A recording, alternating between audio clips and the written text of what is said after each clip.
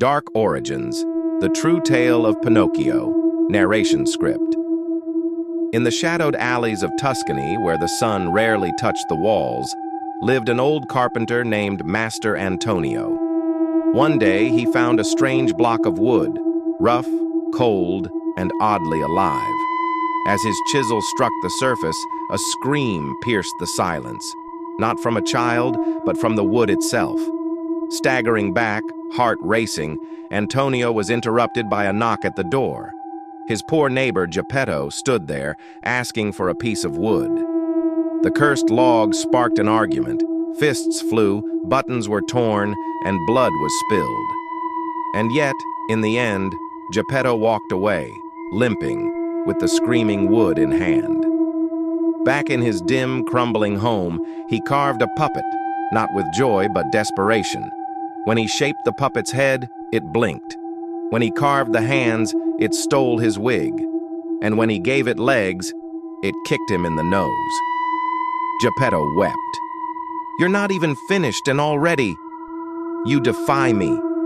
He named it Pinocchio. The moment it could walk, it ran.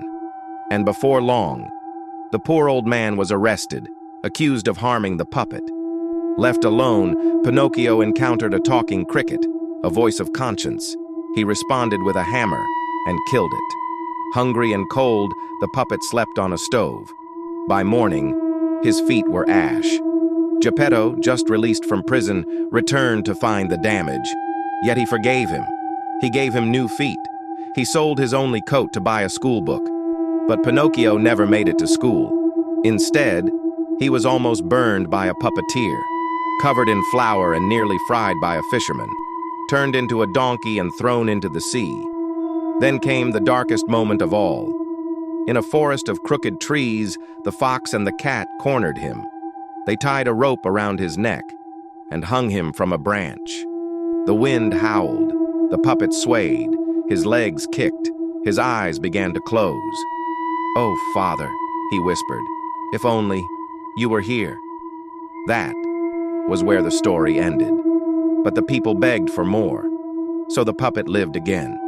He returned, coughing, sick, and feverish.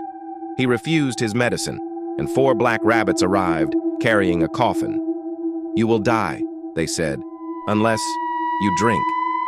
Terrified, he drank, and slowly, he changed. He worked, he studied, he obeyed, until finally, he became a real boy.